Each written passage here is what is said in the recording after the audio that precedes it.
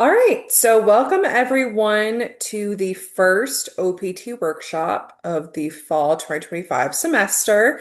My name is Vivian. If you don't already know me, I am one of the advisors in the ISSO, and I primarily work with the OPT and STEM OPT students. So moving forward, I will be your main point of contact should you need anything or have any questions related to OPT and then in the future, the STEM OPT process. Okay.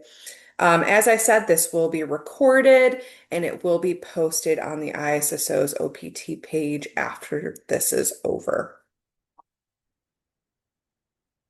So, workshop overview, a little bit about what we'll be talking about today is what is OPT, the pre-application process, the actual OPT application, and then the second half of the presentation will go over after you have submitted your OPT application, what do you do while you're awaiting approval? Just some things that you need to know while you're on OPT and just some miscellaneous reminders. So, for right now at this stage, the first three bullet points are the most important for you right now as you prepare to start the OPT process. The second half is very important as well, but we're a few months away from you being approved from OPT and all that good stuff. But for right now, the first half will be the most important to you right now.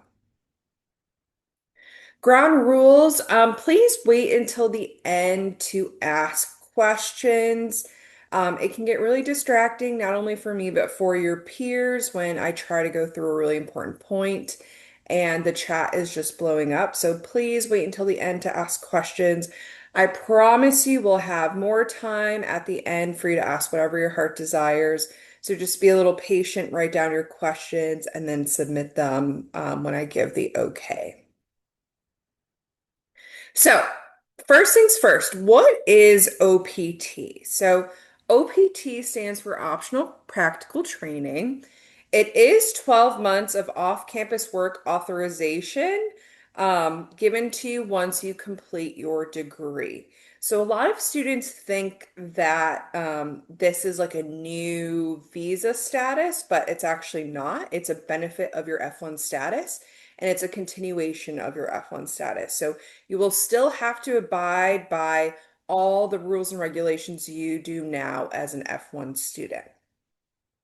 The work must be in your field of study. So, unfortunately, if you are like a health and wellness major and you then on OPT are trading stocks on Wall Street, that is a no-no. There is no connection there between what you studied in your classes and then the work that you're doing on OPT. So it does have to relate to your field of study.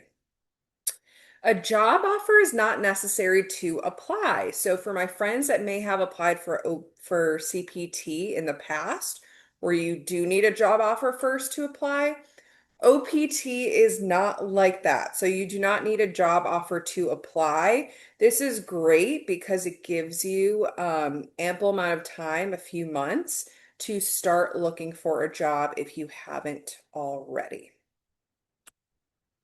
So pre-application process, we'll go over if you're eligible for OPT, when can you apply, how to choose your OPT start date, and then for my master's thesis and dissertation students and PhD, we'll have a little specific note for you all regarding the OPT process. So OPT eligibility. So are you eligible for OPT? So you've had to complete at least one academic year in F1 status. That is a fall and a spring. The summers do not count. You have to be currently in valid F1 status. And as I said previously, full-time OPT cannot begin until you have graduated with your degree. For my master's thesis and PhD dissertation students, you are eligible to apply for OPT once you've completed your coursework. So it's a little more flexible for that group of students. When to apply. So I'm hoping you guys can, is this taskbar in the way? I hope it's, you guys can see this writing here. Weird. Okay. So when can you apply for OPT? So for fall graduation purposes for your I-20, we will shorten your I-20 to show December 12th as your graduation date. That's just like the date of the last day of the fall semester.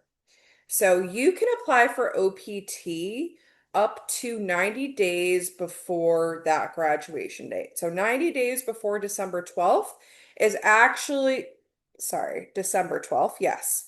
90 days before December 12th is actually September 12th.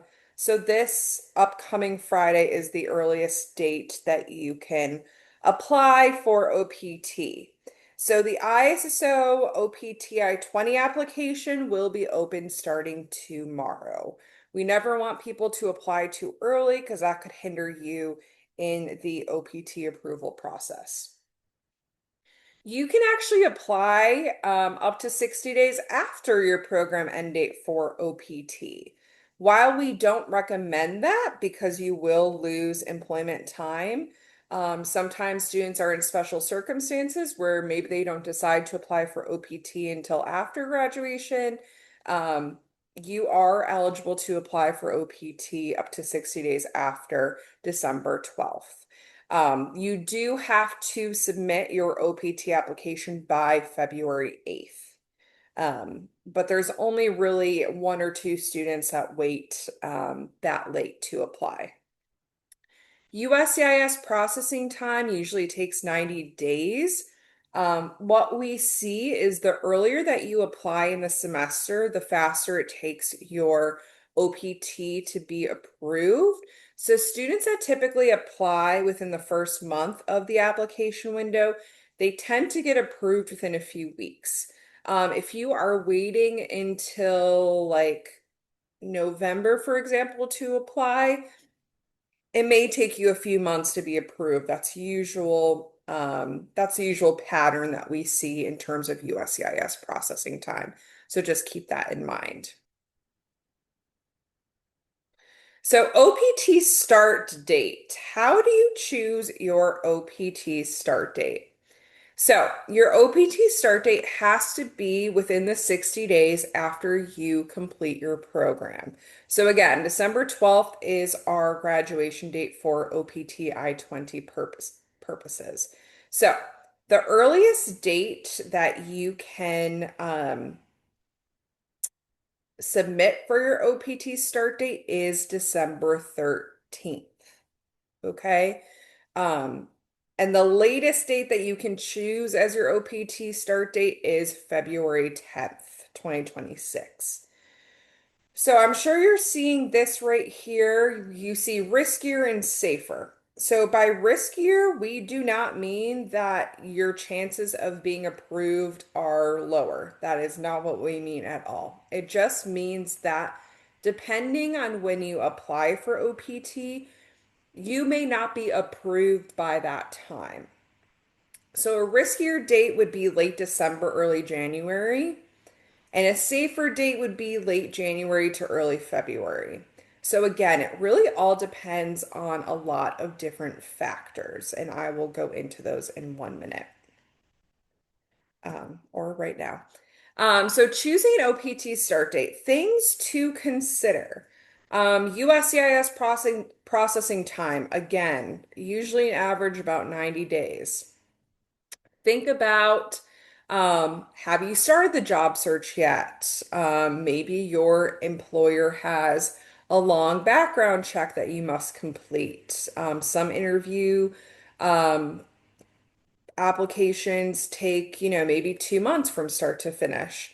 Think about travel plans, time to rest. Definitely recommend, taking a beat after you graduate before you work full time.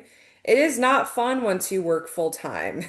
So enjoy that kind of buffer time between being a student and working full time.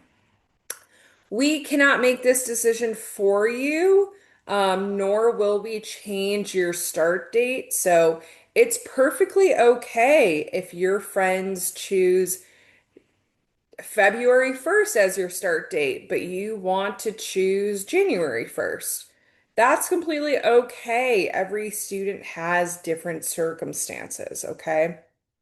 So just remember, your requested start date has to be within 60 days of your program end date.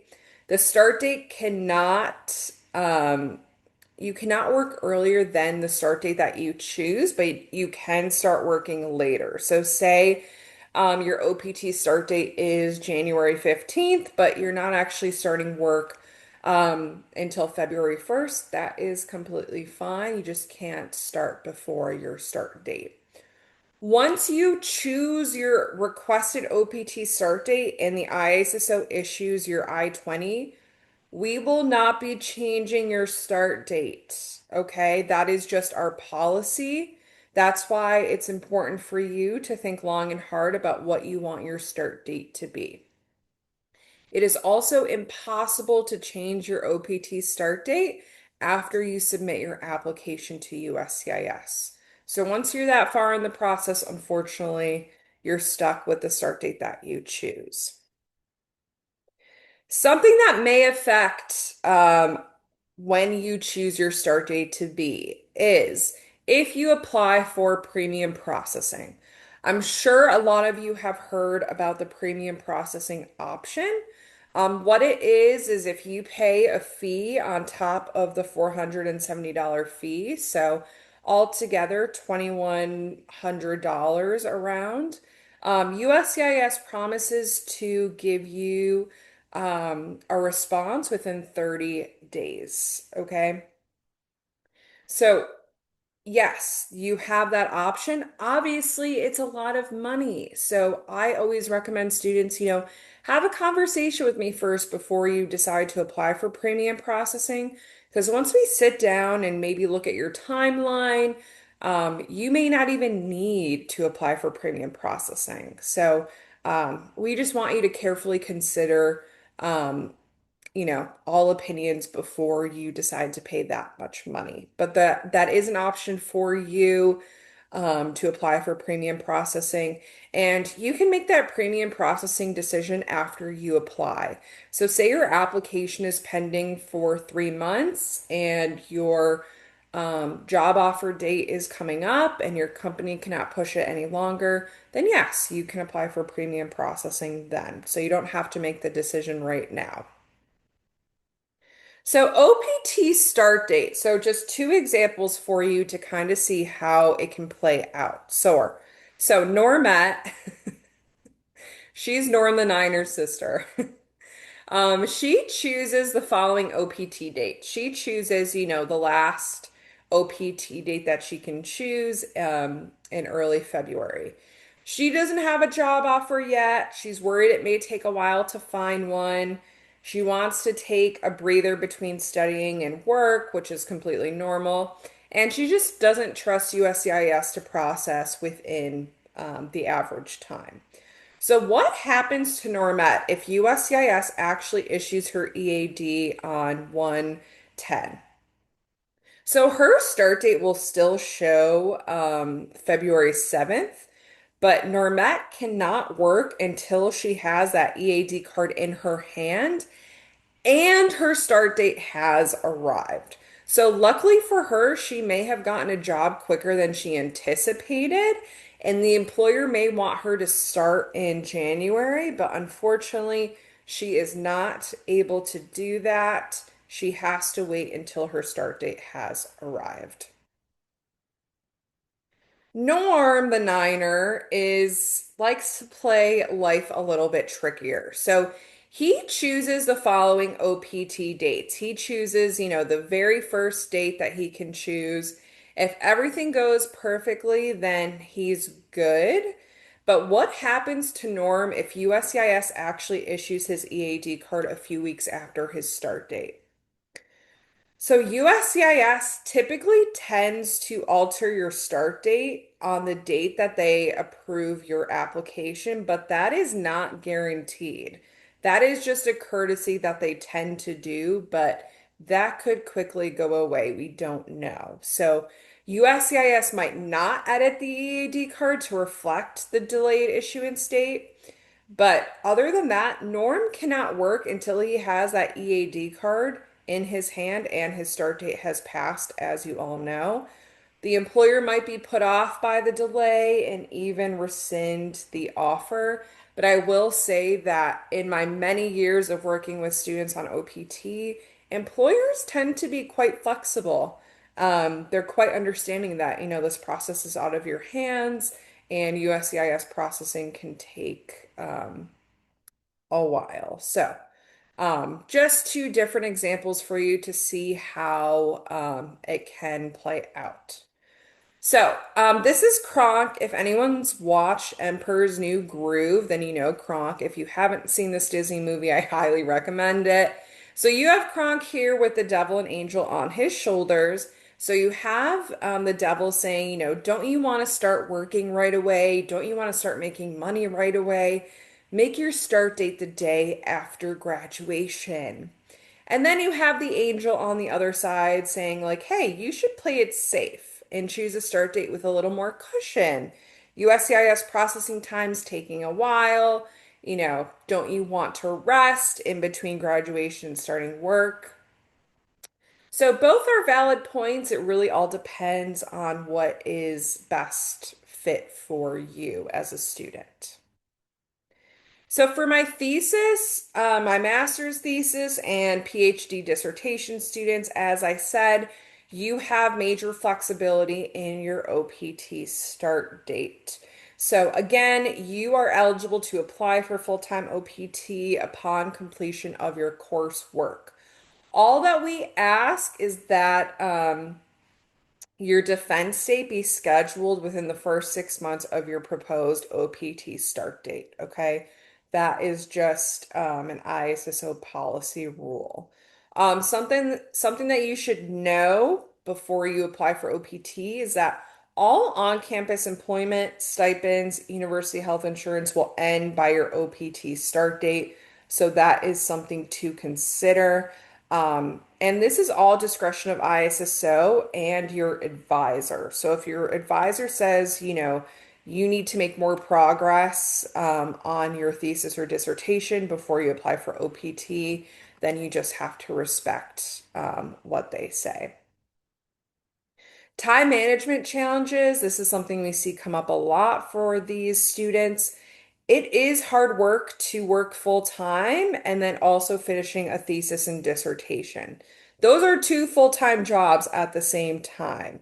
So definitely think this through because we cannot extend your I-20 for more time to complete your thesis or dissertation. And we have that 6 month rule in place because if you are eligible for a STEM OPT extension, you cannot apply for one without a copy of your diploma, which obviously will not be available to you if you do not finish your thesis or dissertation. Okay, so if you fall in this category of students, always good to come speak to the ISSO during advising, so just we can kind of see your timeline and if applying for OPT at this moment is the right decision for you. So, how to apply for OPT? So, the first thing that you need to do is you need to apply online through your ISSO portal. That is where you will be requesting your OPT I-20. In order to do that, you have to already know your start date, okay? So when you go to request your OPT I-20 in your ISSO portal, you will put your start date and then you will also add your academic advisor information. Your academic advisor will receive an email from our office, and basically, what they'll do is they just have to check off two or three boxes just to confirm that, yes, I know this student. Yes, this student is graduating this semester. And then once that academic advisor recommendation comes through, then it will end up in our queue. Um, it takes about 5 business days. That is our normal processing time for OPTI 20s. I am the only person that is processing all of these, so please be patient with me, especially during peak times. Um, it's a lot. Sometimes I process at least like 20 a day. So I promise you that your I-20 will be electronically uploaded in your ISSO portal within those 5 business days. Okay. While you are waiting for your OPTI 20, you can sign up for an OPT review session.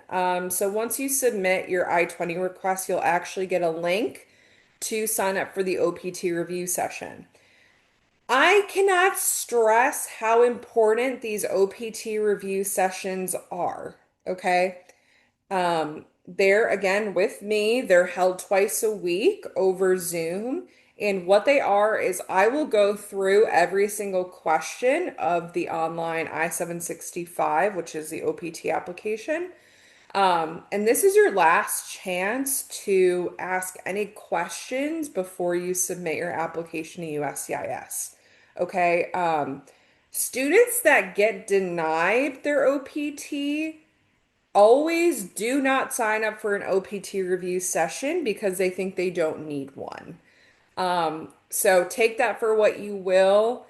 These are very, very crucial and important review session information that we go over. So definitely sign up for that after you get your I-20.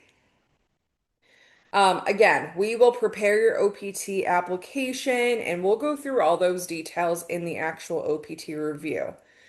Students are not aware, but yes, there is a fee to apply for OPT to USCIS. It is $470, which I know is a lot of money for a college student, but that is indeed the fee. And then during the OPT review, we'll go over, all the details that you need to know before you submit your application to USCIS. Something very important that you need to know is you have to submit your USCIS application within 30 days of me issuing your OPT I-20.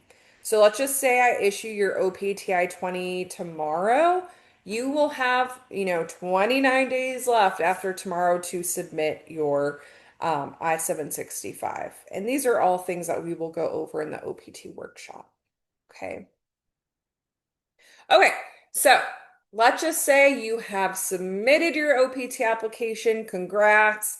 And now you are waiting on your OPT approval. Things to note while you're waiting on your approval. So this is what your EAD card will look like. It kind of is just like a driver's license. Again, I've said it multiple times, but I just want to highlight it again because it's super important. Your employment can only begin when you have your EAD card in hand and when your start date has passed.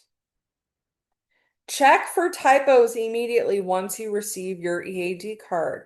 For some reason, we are seeing a lot of just like typos, random typos on EAD cards that have nothing to do with what the student entered. It's just USCIS being wonky.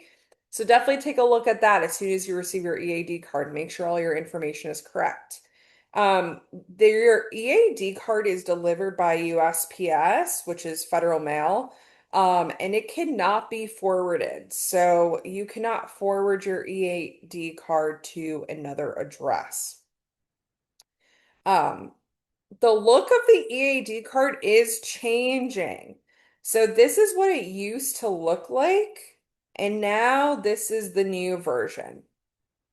We are not sure if they've completely phased this one out and they're only issuing these ones. But if you get this edition, it is still valid, okay? Please do not email me freaking out that your friend got this version while you got this version. I promise you, they are both valid. They just may have not phased this design out yet. Okay. Managing stress. So I totally understand that I've been in your shoes. I've been in my last semester before graduation and not really knowing what I'm going to do next and having a lot of stress, having a lot of familial pressure on me. Like my parents constantly ask me like, have you applied for jobs yet? What are you doing? So there's good ways and bad ways to manage stress. Some good ways to manage stress are spending time on your hobbies, preparing your resumes and cover letters. Um, the Career Center on campus is such an amazing resource for you all, and you will still have access to all of their resources after you graduate. So you have access to the Niner Career Center for the rest of your life. Prepare your resumes, have them look them over, cover letters. The number one complaint I hear from employers is that international students' cover letters are full.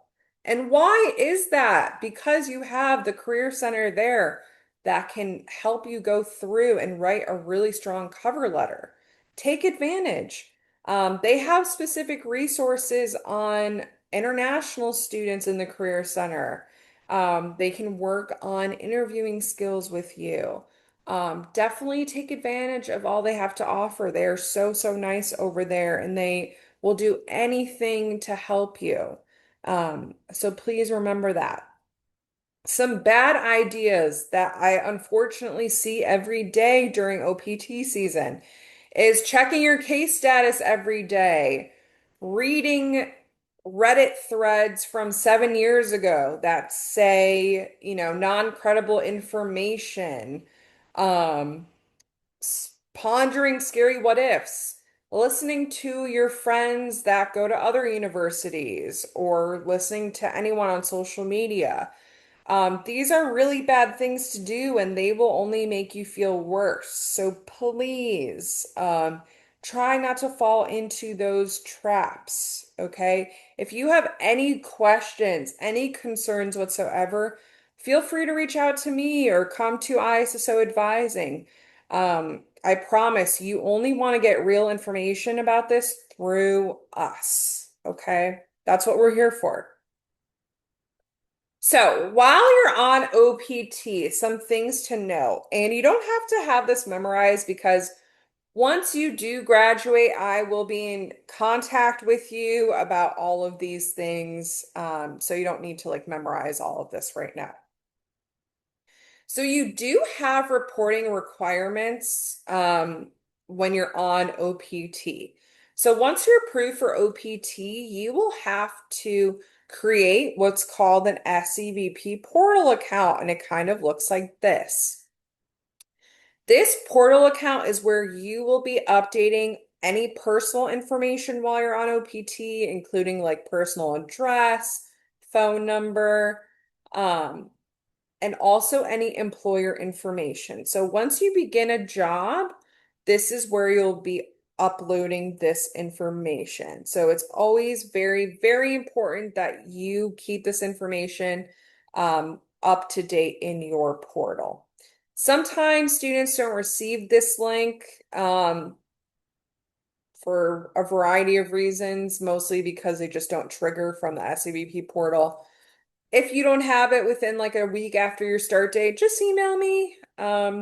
And I'm happy to manually trigger that link for you. And again, I will include all this information in your email after you graduate. What to report on OPT? So again, your SEVP portal is there for you to update any employer information. So every time you start or end a job, you will be reporting it there. If your office location changes, you will be reporting it there. So all of these changes have to be within 10 days, okay? They give you a 10-day window to make these changes. So it's very important that you update within those 10 days. A new I-20 will not be generated every time your employment is updated, okay? So when you first add your first employer, no, you will not be receiving an updated I-20.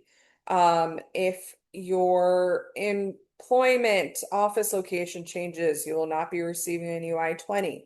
Um, that is not regulation procedure for 12-month OPT. You may have friends at other schools that receive a new I-20 every time they update, but it is not mandated by regulation, so we will not be doing that for you. Again, this SEVP portal is your responsibility, okay? It is not up to the ISSO to update this. This all falls on you. And if you have any questions about when, what, where to report, obviously feel free to reach out to me or anyone in the ISSO. So, unemployment days. I'm sure some of you have already heard about this. So, within your 12 months of OPT, you get 90 days of unemployment time. Okay. So these 90 days basically serve as a cushion for you in case you need more time looking for a job, or maybe you're in between jobs and are looking for a job. Um, these serve as a cushion for you. So counting begins from the start date of your EAD card. So let's just say your start date is February 1st and you don't have a job by then. That's when your unemployment time starts ticking away. Okay. So your employment must be 20 plus hours per week in your field of study. So yes, you can do unpaid internships. You can do self-employment. Self-employment can get a little tricky, and we always recommend reaching out to an immigration attorney if you are interested in self-employment. And then obviously employment is acceptable on OPT, and that's the type of employment that we want you to have. You can have more than one employer on OPT, totally fine. So you can have two employers if you want to. And you do have the ability to change employers. So you're not stuck with an employer. If it's maybe not working out, it's not a good fit for you, you do have the ability to leave and you can change employers. It's always good to just have an employment offer letter. Just for personal filing purposes and for travel. You're not going to be uploading this job offer letter anywhere, but it's just good to have um, record of, when you started a job and what your duties were and all of that. Okay. Just want to reiterate, because we have been receiving a lot of these questions, is your OPT employment starts the date that you actually start working. It's not the date that you receive a job offer letter, okay? So employment starts on the first day of actual work, not when you receive an offer letter. So if you're unemployed more than 90 days, that is a major problem, okay? Because that means you are in violation of your status. So if you are close to that 90-day mark, it's best to reach out to us just to see like what your options are. But remember, again, if you accrue more than 90 days of unemployment, you are out of F1 status, and obviously that's not something that we want. Traveling outside the US on OPT, pretty same procedure as you have right now. So, yes, you can travel outside the US and re-enter. A few maybe different necessary documents that you also need to have with you. So, obviously, now your EAD card. Valid passport, always good general rule of thumb to make sure it's valid for at least 6 months into the future. Valid F1 visa stamp. Your I-20 has to be signed within the past 6 months. So that's probably one of the biggest changes from being an enrolled student to now being on OPT is that as you're an enrolled student right now, your travel signature is valid for 12 months. But on OPT, your travel signature is only valid for 6 months. Okay. So that's just something to know. And obviously, it's always good to have your employment offer letter with you when you are traveling, just to show that, yes, I'm employed on OPT. Travel signature procedure, I'm sure all of you already know. You can easily just request one in your ISSO portal, and we will electronically upload it to you within 5 business days. And you only need that travel signature when it's time for you to re-enter, not, you don't need it right away when you leave, just when you re-enter. Can you study while you're on OPT? The general answer is absolutely not. So no, you cannot start a part-time degree program while on OPT. You cannot start a new higher level program. So, if you're in a master's program right now, you cannot, start a PhD program while you're on OPT. If the government sees that you are trying to double dip means working full time and also getting a new degree, they will terminate your EAD card, which is very bad, obviously. So no studying is allowed on OPT. Different certifications that you may need for work, that's completely different. So, for example, like a Series 7 license, that is not studying, that's just like a certification license, then yes, you can do that. Um, but you just can't start like a new actual degree program. If you do want to start a new program, just let us know. We'll end your OPT and we're happy to transfer your record to a new university. Or if you want to come back to UNC Charlotte, we're more than happy to change your level, um, issue a change of level I-20 from like MS to PhD or bachelor's to MS, whatever the case may be. Okay. So any like community ed classes like basket weaving here, taking a new language, like those are fine. It's just like actual degree programs that are very off limits on OPT. Paying taxes. Before you know it, tax season will be here once again. Um, so federal and state taxes will be withheld.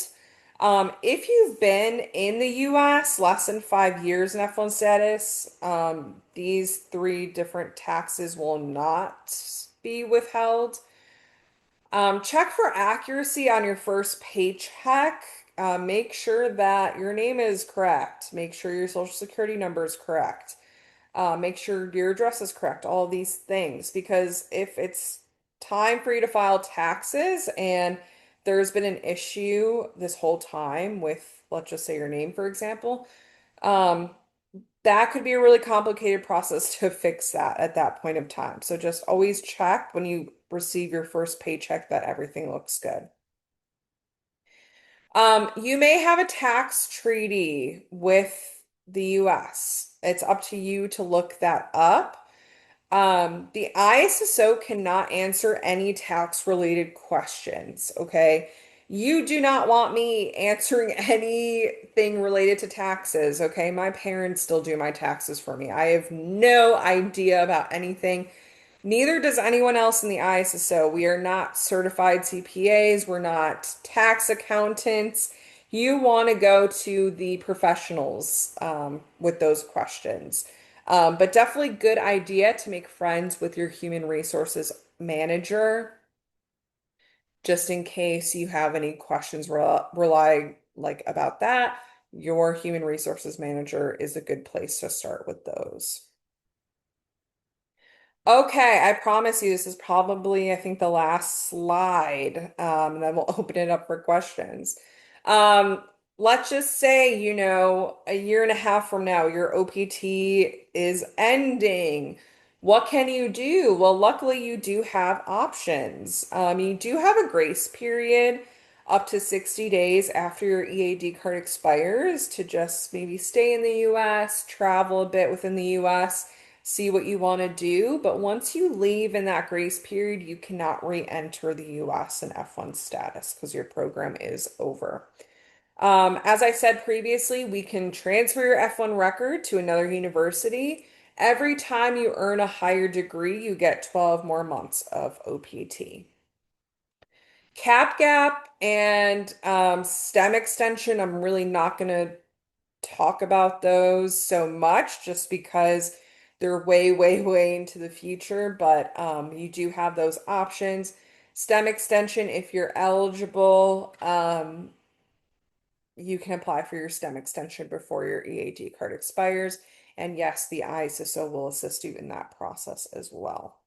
Okay, so a few different options for you once your OPT expiration is coming up. All right, so this is the last slide. Just some basic ISSO information that hopefully you all know by now, but we have advising 4 days a week, 2 days in person, 2 days phone advising.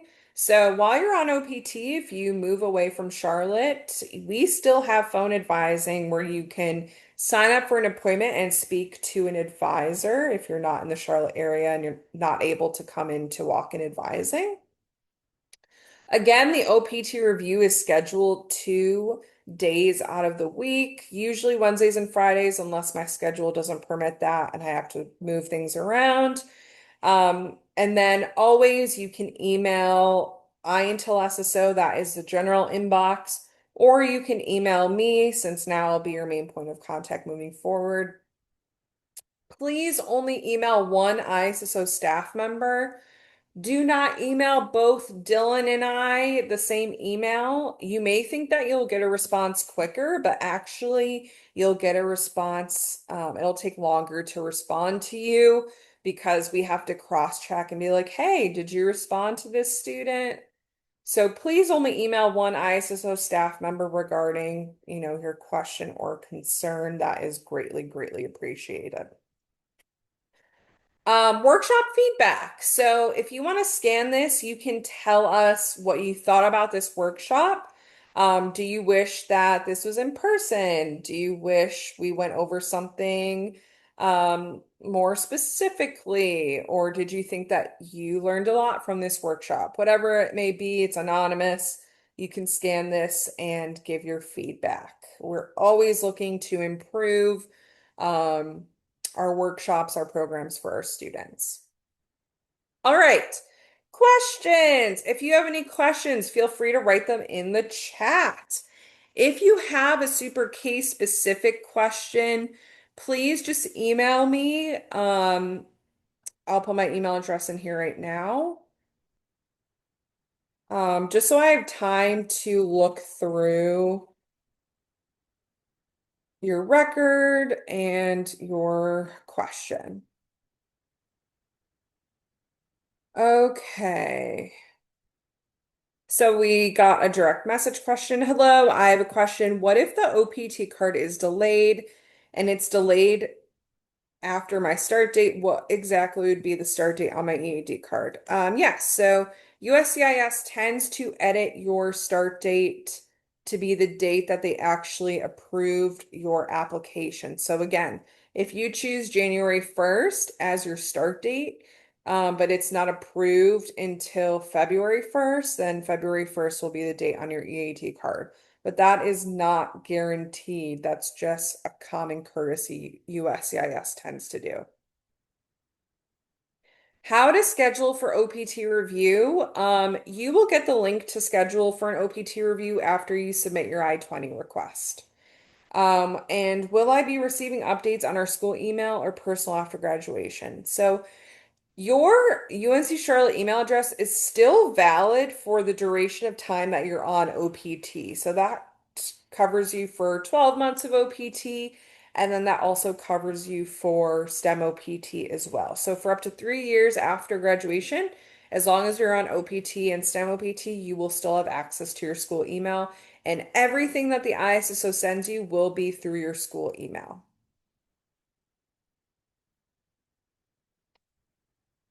Non-OPT related question with holidays coming, Where are we with travel advice for international students? Travel guidelines.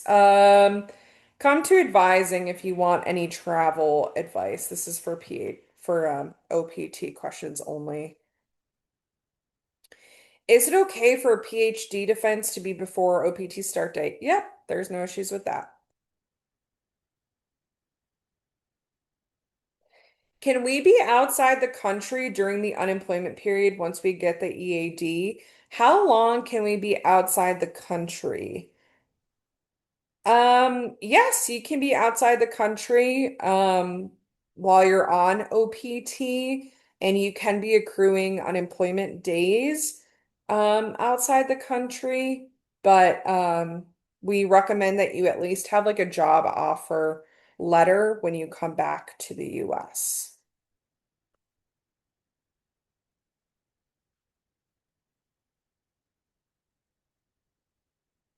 Also, for the early case, when we put a specific date as start date and it comes earlier than that date, our selected start date would be printed, right? I'm really not understanding that question. Um, Yeah, so if we select February 1st as our start date, but our EAD card arrives somewhere early between January and February, what would be the start date? your start date would still be February 1st. Okay, thank you. hmm my academic advisor does not work at UNCC anymore. Who do I put down as my academic advisor on the ISSO portal? Reach out to your department. They must have someone covering that academic advisor's um, student population. So either if you have like a graduate program coordinator that you know, or any other advisor in your department, someone that has access to DegreeWorks and can just confirm that, yes, you're a student and yes, you're graduating this semester. Is an unpaid internship job with a job offer letter valid to apply for OPT? Again, you do not need a job offer to apply for OPT, but yes, once you're on OPT, you can do an unpaid internship.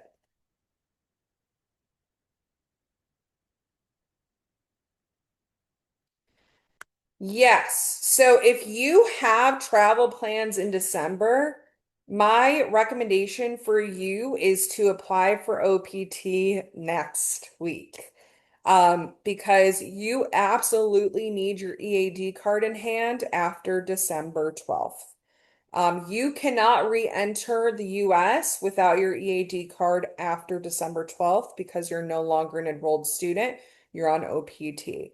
So, yes, if anyone has travel plans in December, I'm recommending you to apply for OPT in the next 2 weeks. And oh, pay the extra fee? No. If you apply in the next 2 weeks, you will not need to apply for premium processing.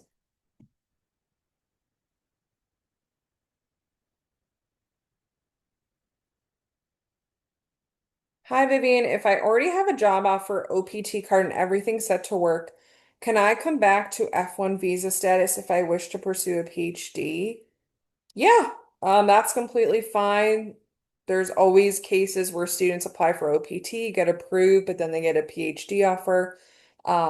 Yep, that's completely fine. Just let us know, and we will issue you a change of level I-20 or we'll transfer your record to your new university. But the day that we do that is when your OPT is over.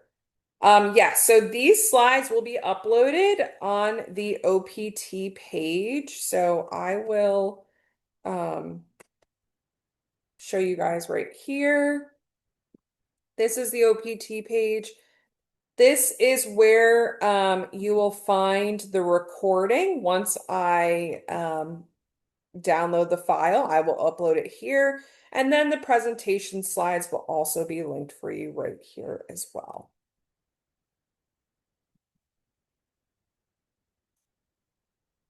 For the STEM extension, is the max unemployment still 90 days in 3 years?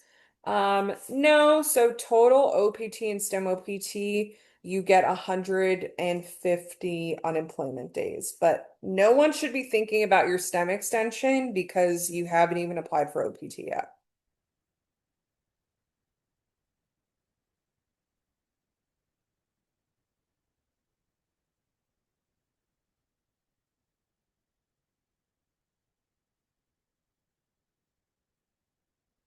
Oh, you're welcome. If there's no more questions, so thank you all for attending. I really hope you got something out of this. As I said, feel free to email me about anything. I try to respond as quickly as I can. Um, but the application for I-20s will open tomorrow. So that is when you can apply for OPT. Um, we have one last minute question. If we apply for OPT and then get our EAD card, but after 90 days, do we have to apply for PhD before 90 days?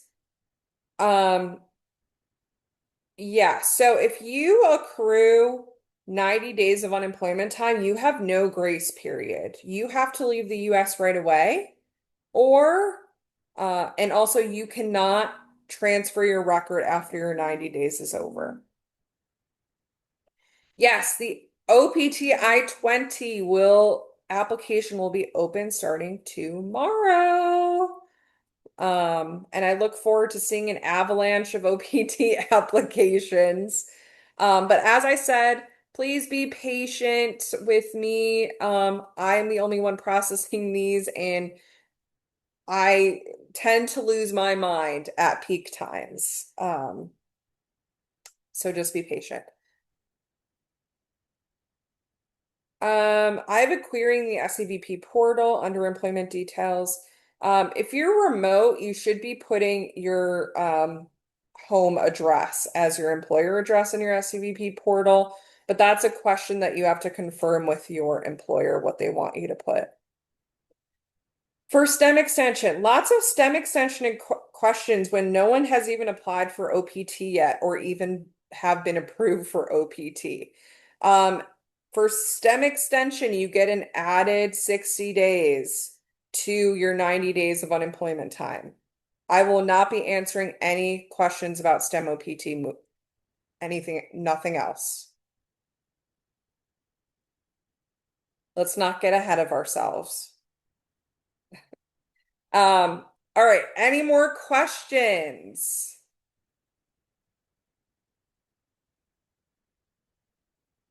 All right. Like I said, feel free to email me should you have any questions. The OPT I-20 application will be open tomorrow, starting tomorrow. If you have any questions, feel free to come into walk-in advising or sign up for phone advising. You may not get me, but everyone in the ISSO is well versed in OPT regs, so everyone will be able to help you. Okay. All right. Well, I hope you all got something out of this. I hope you have a great rest of your week. And again, this is recorded and will be uploaded to the ISSO's OPT page. Okay. All right.